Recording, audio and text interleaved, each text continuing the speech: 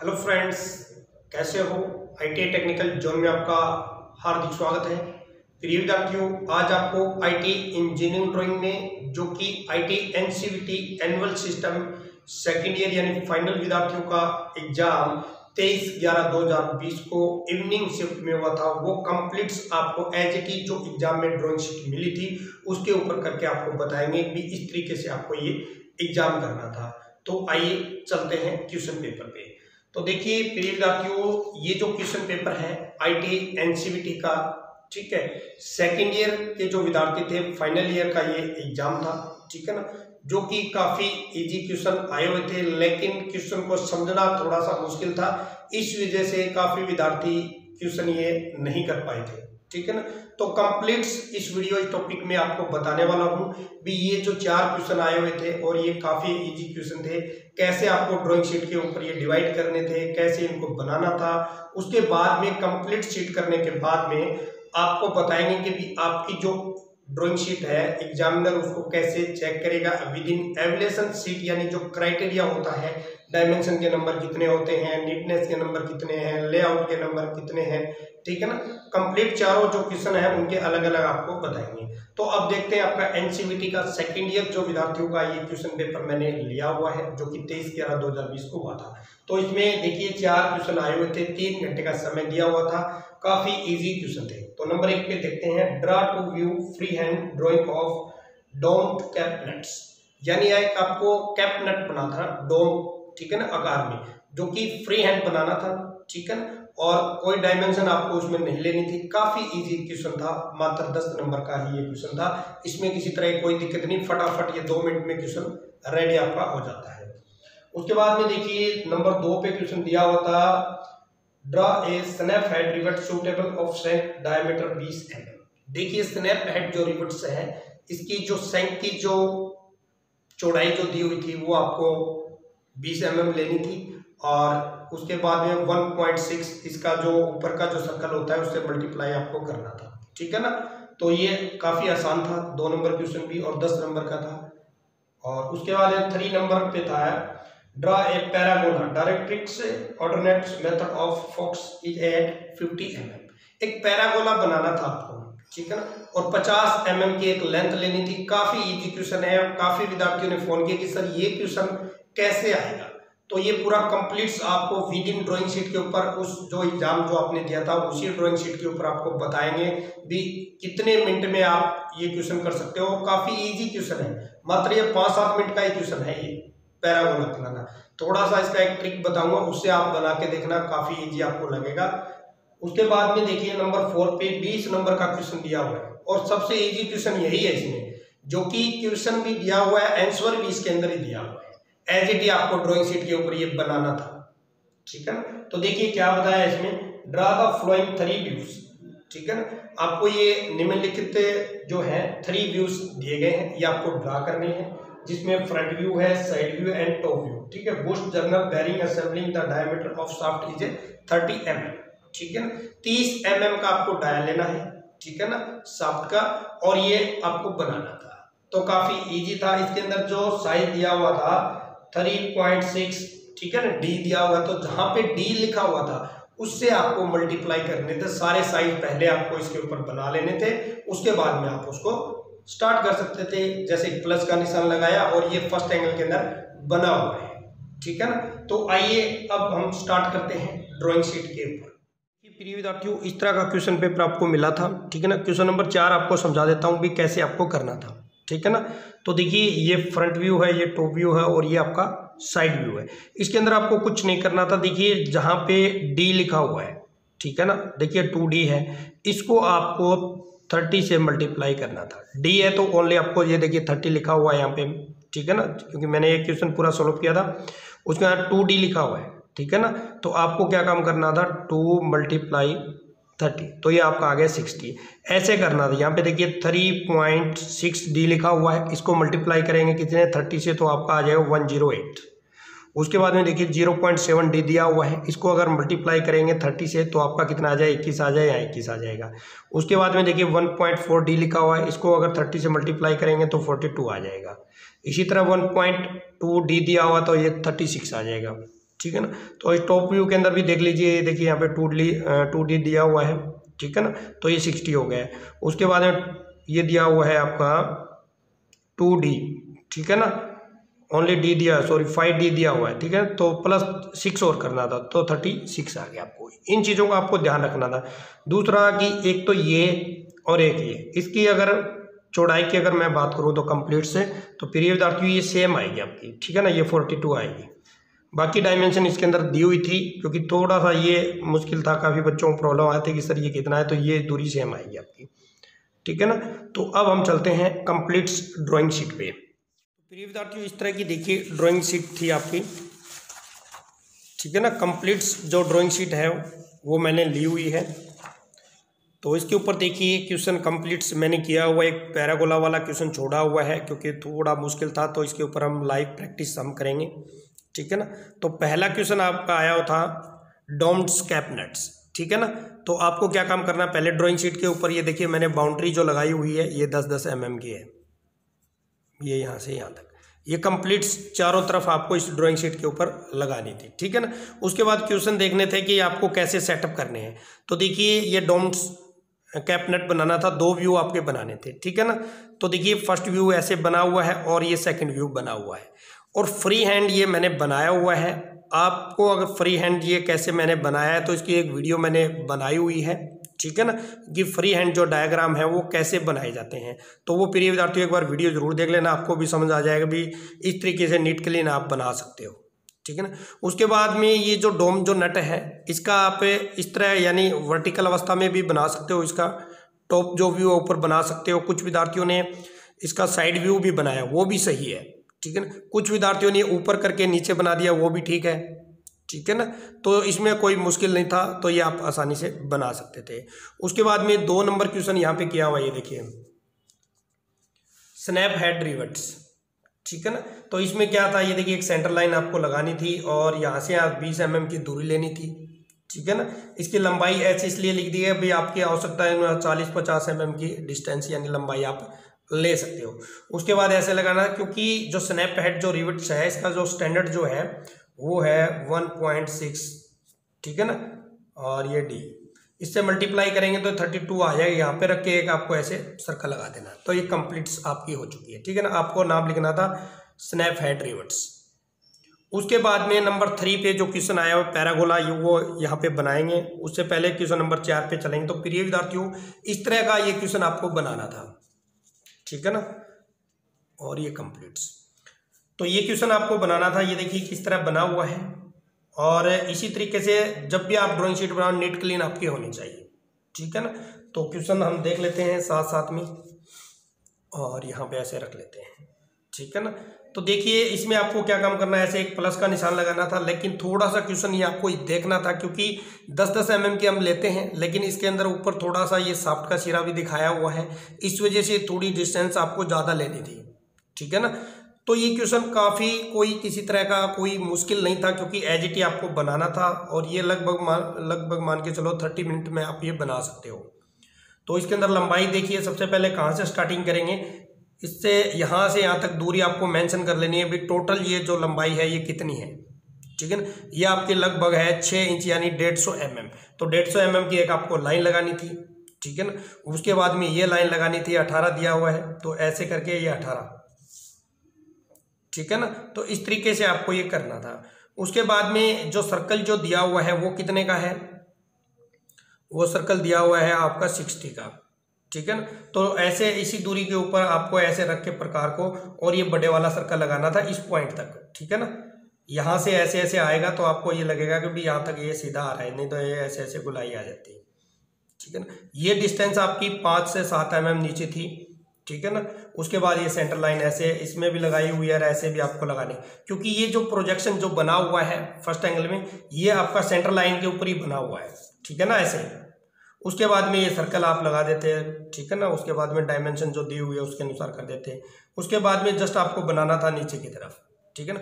ये जो साइज लेना था आपको ये 42 लेना था ये वाला, ठीक है, लंबाई, और लंबाई सेम ही रहेगी 150 mm। तो ऐसे करके ऐसे बना देते हैं इसको। उसके बाद में इस सेंटर लाइन से हम चलते हैं, ये आपका देखिए ये जो पॉइंट्स जो दिया हुआ है ये 36 का दिया। अगर इसकी मैं बात करूँ तो ये आपका इस दूरी से ये दूरी है, ये कितनी है 60 है, तो आपको ये 60 लेना था ऐसे, ठीक है ना। अगर हाइट की बात करूँ तो ये 60 है, 60/60 का ये आपको ये बनाना था। उसके बाद में क्या था, ये 36 हमने ले लिया है, और ये जो होल जो बने हुए हैं सेंटर लाइन से ये किस दिया हुआ, तो ये सेम एज इट इज, क्योंकि ये एरो यहाँ पे दिया हुआ यानी 15 का लगाना था। दूसरा 5/3 दिया हुआ है, कुछ विद्यार्थियों ने इसको मल्टीप्लाई नहीं करना क्योंकि ये ऑलरेडी साइज दिया हुआ है, इसको डी से मल्टीप्लाई नहीं करना था आपको, ठीक है ना।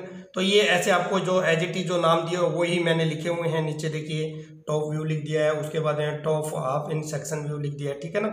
उसके बाद में ये सिंबल आपको जरूर बनाना था, ठीक है ना, क्योंकि ये सैम्पलिंग है और इसमें सिंबल बनाना कंपलसरी था, और ये एक ही लाइन लिखनी थी, all dimension are in mm।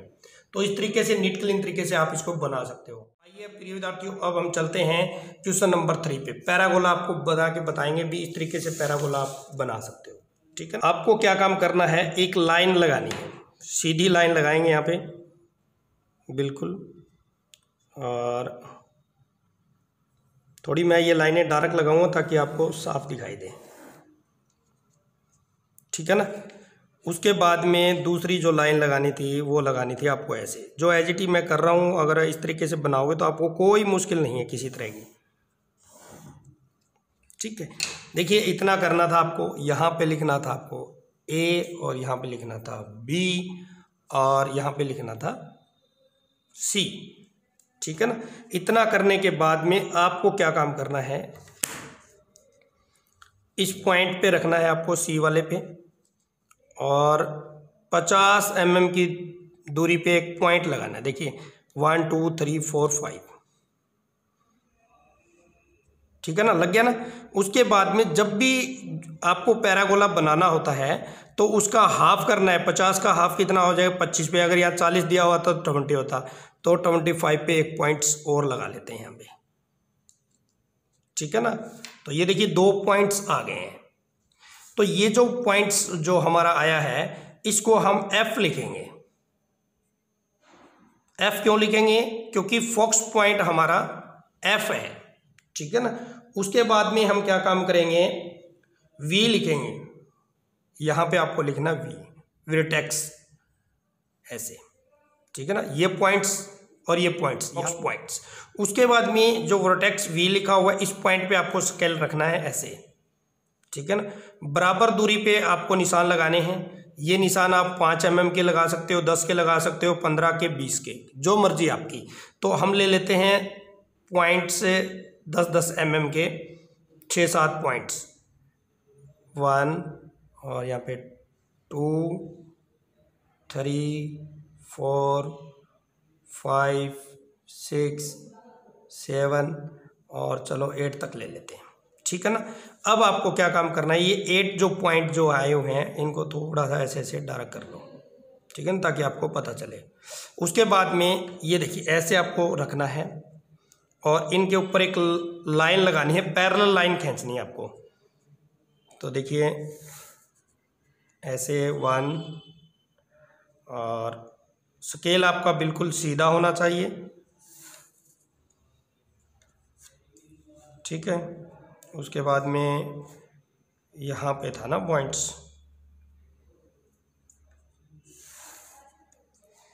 उसके बाद में अगली लाइन,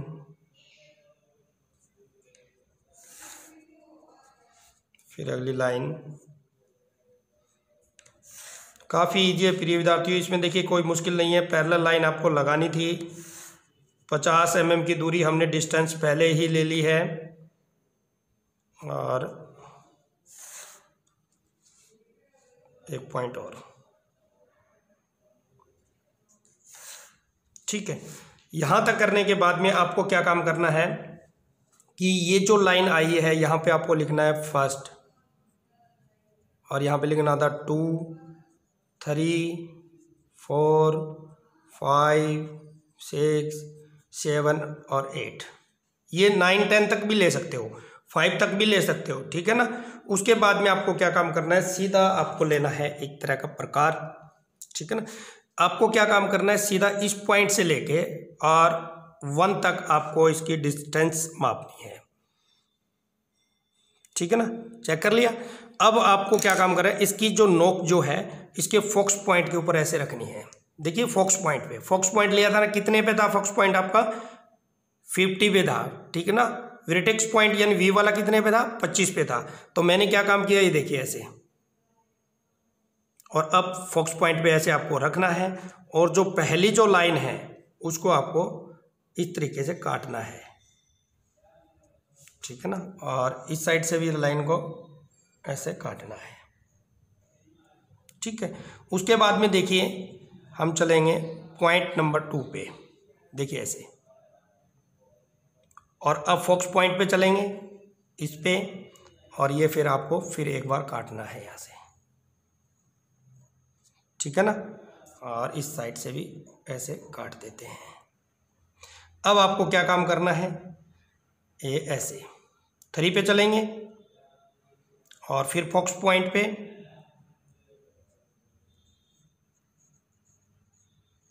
ठीक है। उसके बाद में फिर चलेंगे हम 4 नंबर पे, 4 पे, ठीक है। फोकस पॉइंट पे रखेंगे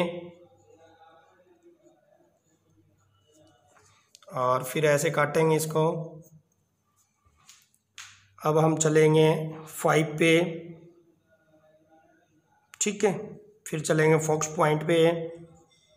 काफ़ी इजी था, देखिए अब तो मैं थोड़ा थोड़ा आपको समझा रहा हूँ, लेकिन ये 15 मिनट में आसानी से आप बना सकते हो इसको। उसके बाद में 6 पे चलेंगे, अब चलेंगे फोकस पॉइंट पे,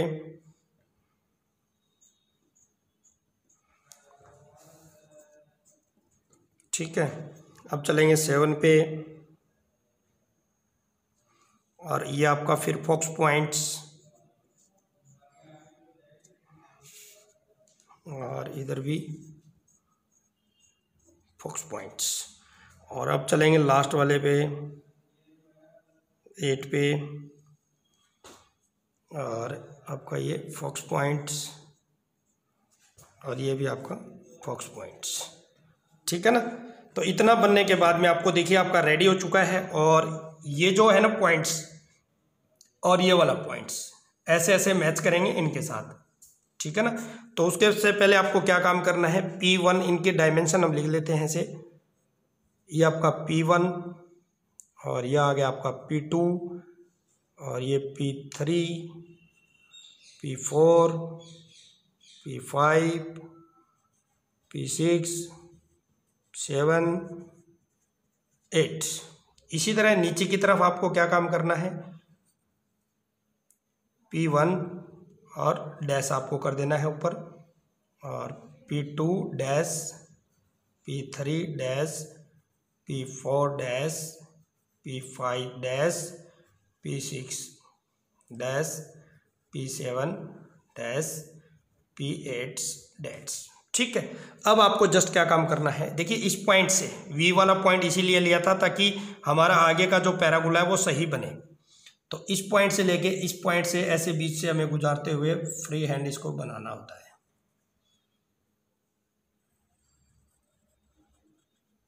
ठीक है। जो जो जहाँ पे ये आर्क कटा हुआ है उसके बीच से आपको इसको गुजारना है,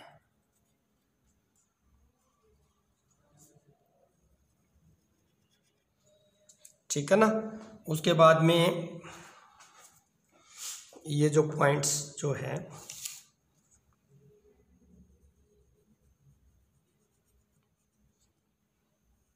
ऐसे जाइए, ऐसे जाइए, ऐसे,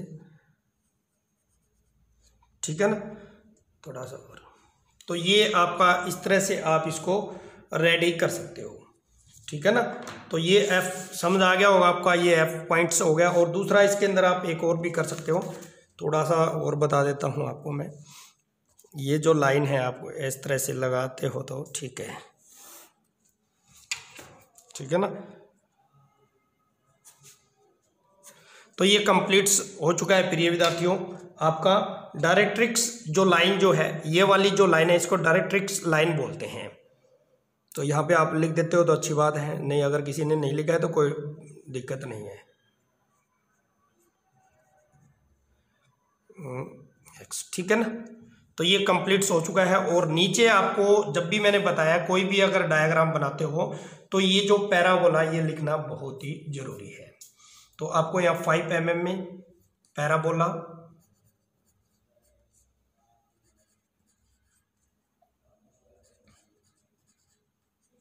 ठीक है ना। उसके बाद अंडरलाइन, मैं वैसे हाथ से कर रहा हूँ, आपको स्केल से करना था। कंप्लीट्स आपका पैराबोला जो कि इस सिस्टम से हमने तैयार कर दिया है।